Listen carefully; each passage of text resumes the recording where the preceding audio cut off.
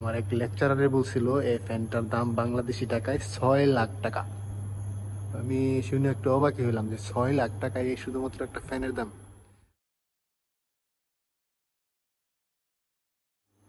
আমাদের হোস্টেলের নাম হচ্ছে কলেজ আমিনুদ্দিন বাকি। তো মালয়েশিয়াতে হোস্টেল গুলো বলা হয় কলেজ। প্রথমে আমি আসলে কনফিউজ হয়ে গেছিলাম যে কলেজ বলে, কলেজ তো আমাদের এখানে আরেক জিনিস, তো এই জায়গায় হোস্টেলেই কলেজ বলে।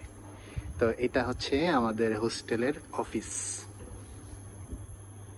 যেটা হচ্ছে মূলত অফিস রুম, এখন বন্ধ, ক্লোজ। সাইনবোর্ডটা দেওয়া আছে ক্লোজ।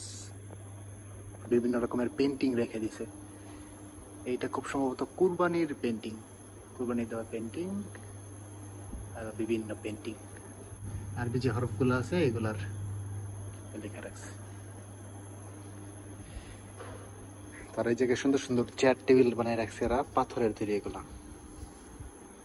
আর এই জায়গাতে সমস্ত অফিসারদের মানে ফ্লোচার দিয়ে রাখছে এরা, হোস্টেলের সমস্ত অফিসারদের।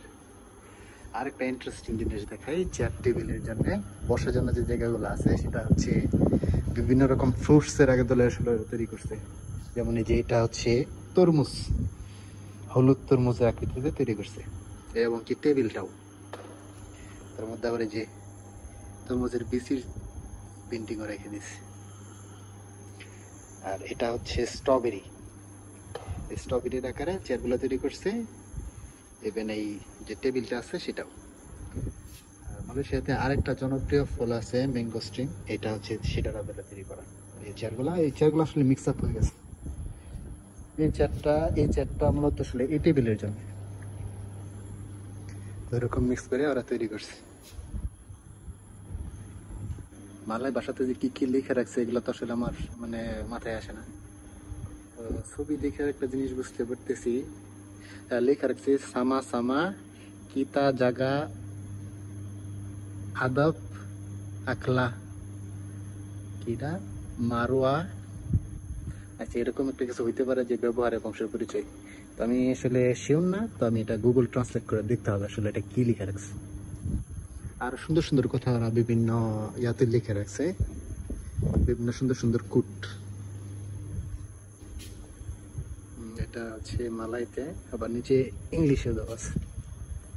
সুন্দর একটা কোট লিখে রাখছে, the future belongs to those who believes in their beauty of their dream. সুন্দর সুন্দর কোট লিখে রাখছে। আর এই জায়গায় কি কি করা নিষেধ এগুলো লিখে রাখছে, কিন্তু আমি তো বুঝি না এগুলা। আদব মিন্স, আদব যেটা আমরা বাংলাতে বলি, বাংলাদেশে যেটা বলি আদব, আদব কায়দা, ওগুলো ওটাই হবে হয়তো বা। আরেকটা ইন্টারেস্টিং জিনিস দেখায়, সেটা হচ্ছে এই যে ফ্যান। এই ফ্যানটা অনেক বড় এবং কি অনেক বাতাস দেয়। ঘুরতেছে আস্তে আস্তে, কিন্তু বাতাস লাগতেছে প্রচুর। তো আমার এক লেকচারারে বলছিল এই ফ্যানটার দাম বাংলাদেশি টাকায় 6 লাখ টাকা। আমি শুনে একটু অবাকই হলাম যে 6 লাখ টাকায় এই শুধুমাত্র একটা ফ্যানের দাম। পরে যখন দেখলাম যে না, আসলে ফ্যানের বাতাস অনেক বেশি। আর বললো যে এই মানে এগুলা হচ্ছে ওই হেলিকপ্টারে যে ধরনের ফ্যান ব্যবহার করা হয় ওই লেভেলের ফ্যান এগুলা, সেই জন্য এরকম এক্সপেন্সিভ। কিরে, তুই এখনো ঘুমাস নাই? হ্যাঁ, মন খারাপ? হুম। বিড়ালটা সুন্দর আছে দেখতে, কিউট।